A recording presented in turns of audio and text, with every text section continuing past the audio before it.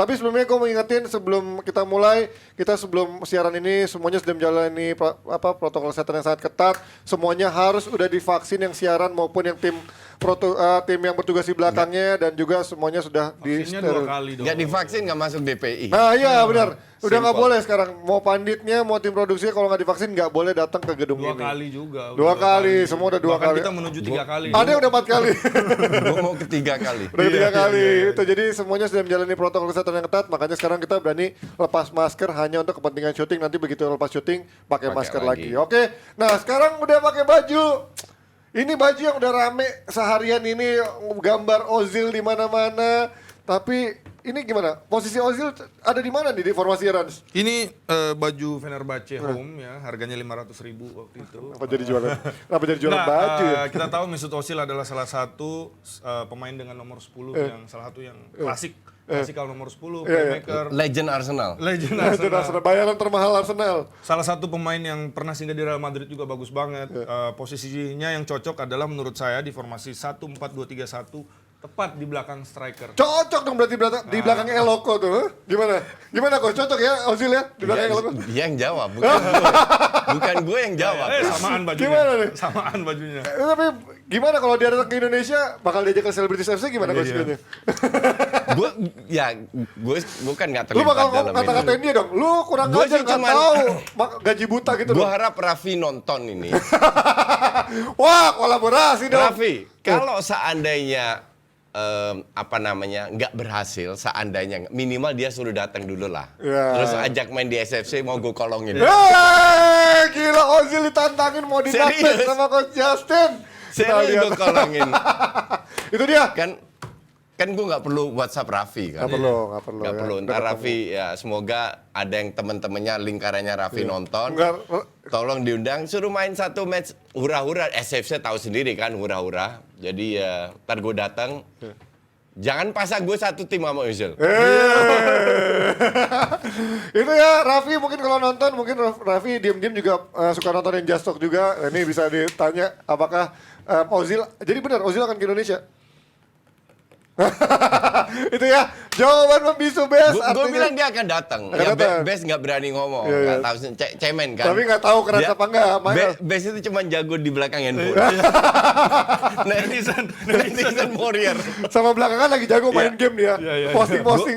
Gue bilang kalau ada ya mungkin musim akan datang ya. Ya. Jadi pas semua selesai dia kan nggak di timnas lagi. Jadi nggak Fenerbahce selesai musimnya. Feeling gue dia bisa ke sini. Ya. Kalau nggak gabung keras mungkin untuk liburan Ya, kan bisa. Jadi Bali ya, biasa. karena Rans punya hubungan baik dengan Fenerbahce Fenerbahce kan. kemarin ya. Lewat sponsor dan lain-lain. Jadi gua harap sih Özil datang ke sini.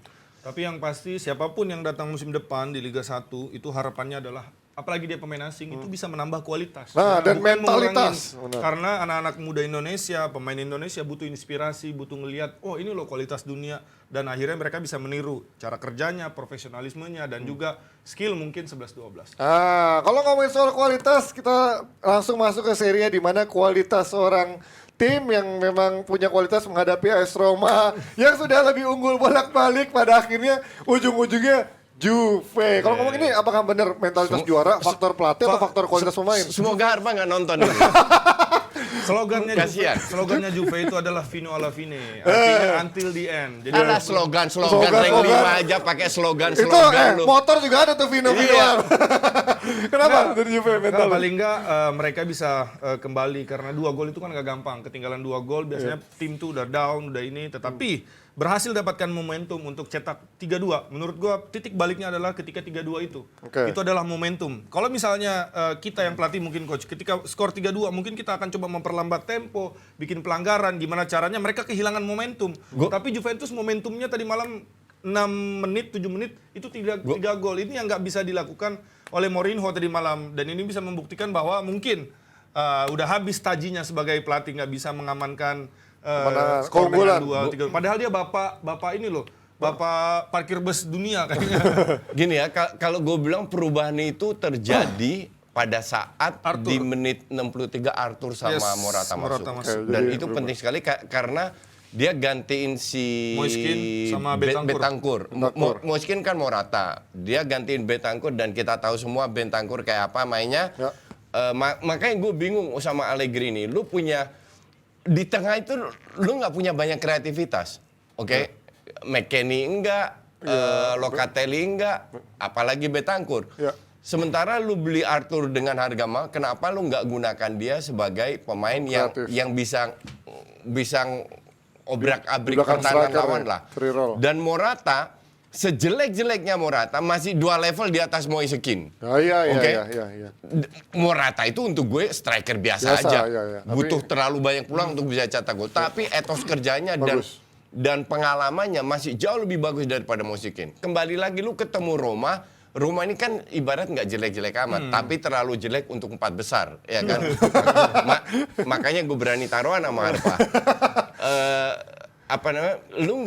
Lu harus turunkan tim terbaik gitu loh. Dan ternyata gamblingnya memang kalah. Walaupun gol kedua Roma itu deflect, ya. faktor luck, Ya. tapi free kicknya Pellegrini kan Keren luar banget. biasa Luar biasa kerennya. itu, indah banget. Cuman harus diakui ya, kembali ini Juve.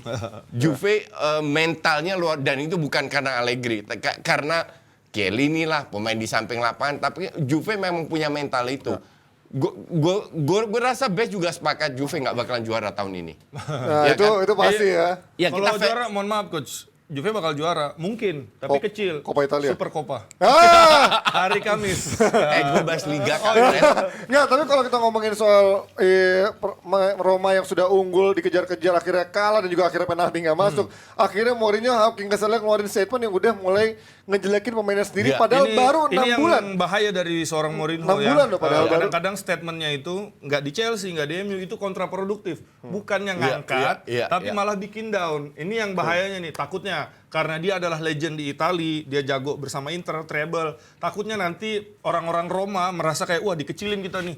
Kayaknya kita nih dianggap sebelah mata. Padahal didatangkannya seorang Jose Mourinho itu buat mengembalikan Roma ke kasta tertinggi. Yang kita tahu nggak mungkin lah dalam satu musim langsung 4 besar. Ya. Di sana masih ada Inter, Milan, terus masih ada Napoli sama Atalanta berebut, dan masih ada Juventus. tentunya. Dan dengan pemain yang ada sekarang, ya Roma ya kesulitan. Nah, itu berarti kan Gue nggak setuju kalau dibilang pemain Roma ini jelek. Tapi Biasa. tapi kan bukan pemain dia, coach, bukan pemain yang memang Oh ya, mayoritas tapi belum pemain main dia. berkualitas, Iya. ngerti nggak? Cukup bagus. Cuman kalau gue bilang sih tololnya Roma aja ambil dia 7-1, ya kan? Dan kedua, gue setuju sama Bes bahwa sebenarnya yang dia katakan itu benar semua. Tapi, cuman Jangan. caranya nggak perlu aja. Kalau lu lihat Klopp, Tuchel, Pep selalu melindungi pemainnya. Iya, Bahkan Arteta Iya. main ancur-ancuran, mereka udah bekerja keras dan ini yang gue maksud Mourinho ini kalau gue bilang merasa lebih besar dari segalanya, lebih besar dari klubnya, daripada pelatihnya. Jadi seolah-olah Roma ini bersyukur dapat pelatih kayak Mourinho. Dan jangan kaget kalau dia ntar dipecat. Tapi dulu kan dia tipikal pelatih yang justru ngebela pemainnya dengan mengalihkan isu kan biasanya. Jarang dia ngambil dia satu kan individu jago pemain. bermain psikologi, Iya, dia itu kan. psikis. Betul. Dan kadang-kadang jagonya si Mourinho ini adalah pre-match, bukan after match. Ini Iya, after match. betul. Iya. Dan kita tahu tadi malam dia itu menyalahkan salah satu seorang pemain yang pernah main di GBK, Sumorodov.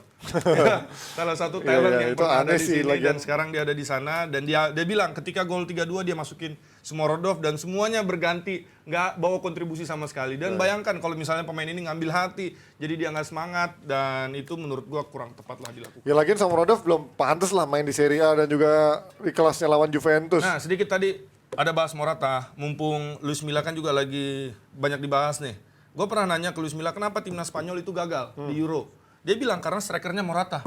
Lah, coach, kan Morata striker bagus, ini segala macam. Dia Enggak, bilang, striker biasa kata Coach Justin. kata Luis Milla, ya Morata memang pernah sama saya di U21, tetapi dia bukan striker besar. Oh iya, iya benar, emang Ya, striker gagal, biasa. Pak. Tapi gue kalau Morata bukan striker besar, gue setuju. Setuju. Tapi kalau gagal karena Morata, gue nggak setuju. Ya, Gagal karena mereka setelah juara Eropa juara meninggalkan tiki taka. Karena pada saat itu ATM yang jadi juara, mereka bermain direct football, dirubah semuanya. Itu gagal. Maksudnya mungkin kalau strikernya Padahal banyak lain, pemain Barca di Tapi situ. kan Strikernya sebelum lain, ini emang tapi udah kan hancur kan strikernya coach. nggak Sebelum ada. Euro kemarin emang udah berantakan lah kemarin. Bukan Euro terakhir sebelumnya setelah, Oh.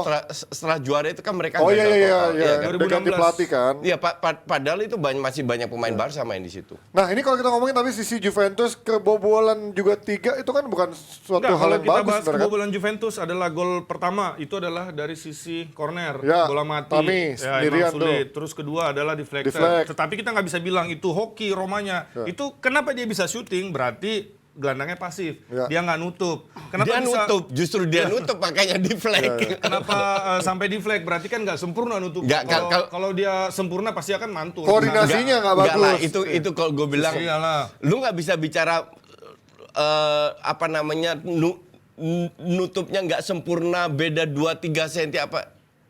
Dalam sepak bola itu gol kayak itu terjadi. Tapi terlambat dia. Kalau dia lebih cepat Iya, 5 bisa detik, jadi. 10 Oke, detik, betul. pasti akan lebih baik. Cuman Berarti mungkin kalau transisinya nggak kalau lu bagus. bicara gitu, lu main PS. PS aja. Karena di PS bisa, dalam sepak bola itu nggak bisa, Ya. Bes. Ini semua masalah detik yang kadang lu telat, kadang bukan berarti lu jelek. Dan goal deflect itu it can happen by any team gitu loh.